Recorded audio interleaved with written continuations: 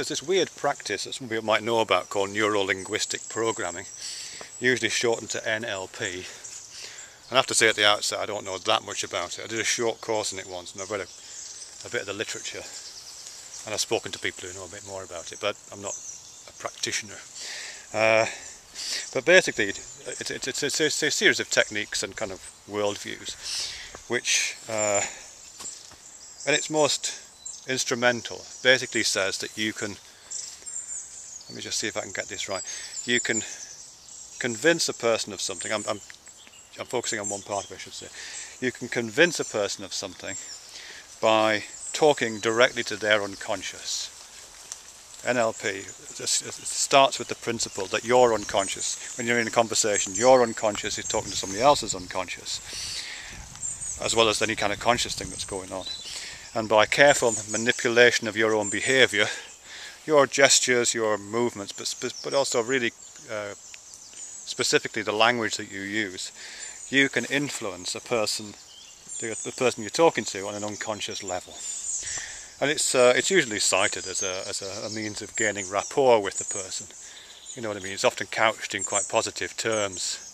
And I know that for some people, you know, I know a person who used it who was quite, kind of borderline Asperger's syndrome this person had, and learned those techniques, and was actually able to function much better in social situations.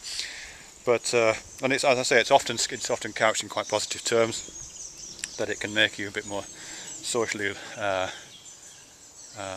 comfortable and make other people feel more socially comfortable in your presence. But I know it's also used in kind of manipulation circles, so it has been cited as a way of manipulating people by influencing their unconscious. I mean, in really simple ways. I mean, if I can pull back from the language bit, there's one called a technique called mirroring, for example, where you basically, if you're talking to someone, you just mirror their gestures and you mirror their stance. So if they're standing with one hand on a fence, you would stand with one hand on your fence, and you would put the weight on the same hip that they've got their weight on whilst you're talking to them.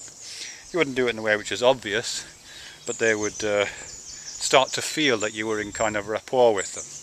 You know, they would start to, on an unconscious level, they would start to think, this person is like me, we're singing from the same hymn book, you know, and you're building up rapport.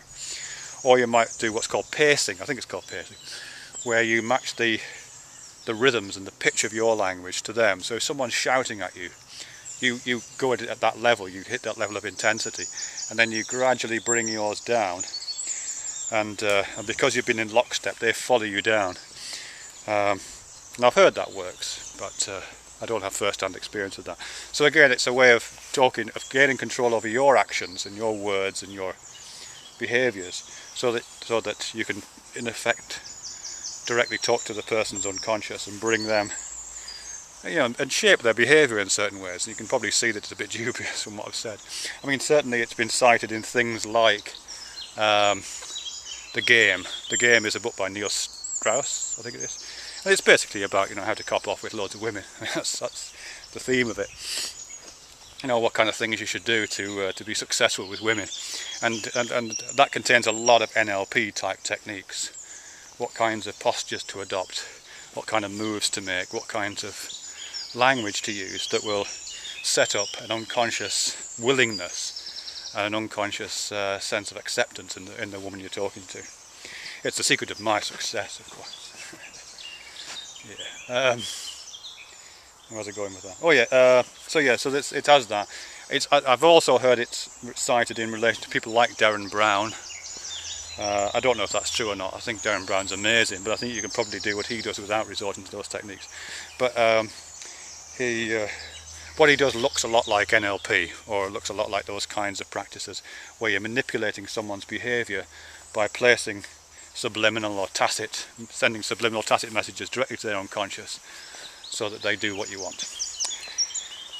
Right. I mean, where I'm coming from this, and this is I'm going to try and swing this into that little bit about the sublime, which I'm trying to close on. Really, I'm trying to get to the end of that, because one of the things that you can do, I think, and which is pretty well established because poets do it all the time, is you can make a person feel a certain way by a judicious choice of language, and that's found in NLP as well.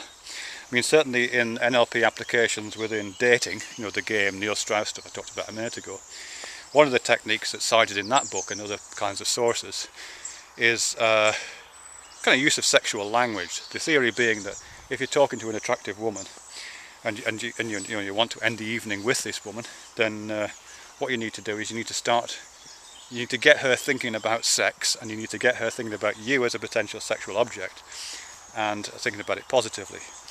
And the way that it suggests that is that you seed your own language with words that have sexual connotations, not overtly, but you would do it at an unconscious level. So you would mention the word come quite a bit, or you would mention words like hard, or God, I can't think of any sexual innuendos now, but the stuff that you would use as sexual innuendos, but you soften them and bury them in your language, so that this person's brain presumably is being activated with all these sexual terms at a subliminal, non-conscious level, and then at some point the conscious part of their brain becomes kind of aware that there's some kind of sexual activation going on in them, and because you're there standing in front of them, talking to them and smiling and mirroring their postures and pacing the language rhythms they're using, they attribute that sexual feeling to you, and you become the object of their desire. That's the idea. But in that particular case, it's linguistic. You seed the language, and the feelings will follow. Okay. The other example, which leads more into what I'm talking about here, is feelings of the sublime.